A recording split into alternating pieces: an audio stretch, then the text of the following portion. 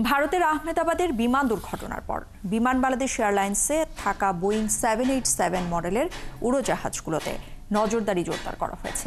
একাধিকবার পরীক্ষা নিরীক্ষার পর উড়াল দিচ্ছে বোয়িং উড়োজাহাজগুলো। কর্মকর্তারা বলছেন, যাত্রী নিরাপত্তার জন্য বাড়তি সতর্কতা জারি করা হয়েছে। প্রকৌশলী এবং পাইলটদের দেওয়া হয়েছে কড়া নির্দেশনা। আরও জানাচ্ছেন মোহন ইসলাম। ভারতের ইতিহাসে সবচেয়ে ভয়াবহ বিমান দুর্ঘটনার একটি আহমেদাবাদের বিধ্বস্তের ঘটনা।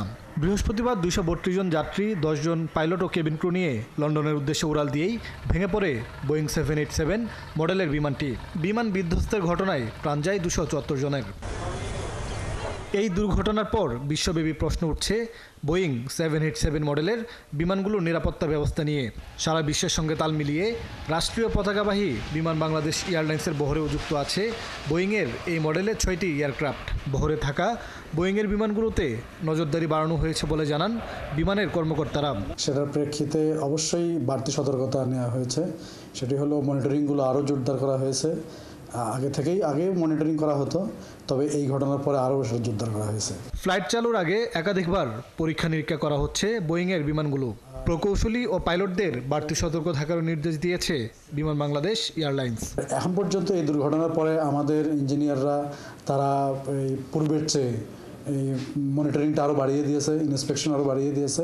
ভারতের এয়ার ইন্ডিয়ার দুর্ঘটনার শিকার বিমানটি দিল্লি থেকে যাত্রা শুরু করে আহমেদাবাদে পৌঁছায়। তারপর সেখান থেকে লন্ডনের উদ্দেশ্যে উড়াল দেওয়ার পরপরই লোকালয়ে বিধ্বস্ত হয়। বাংলাদেশে একইভাবে ঢাকা থেকে সিলেট, চট্টগ্রাম হয়ে লন্ডন, দুবাই সহ বিভিন্ন রুটে ফ্লাই করে বিমান বাংলাদেশ এয়ারলাইন্সের বেশ কিছু বোয়িং 787 মডেলের এয়ারক্রাফট।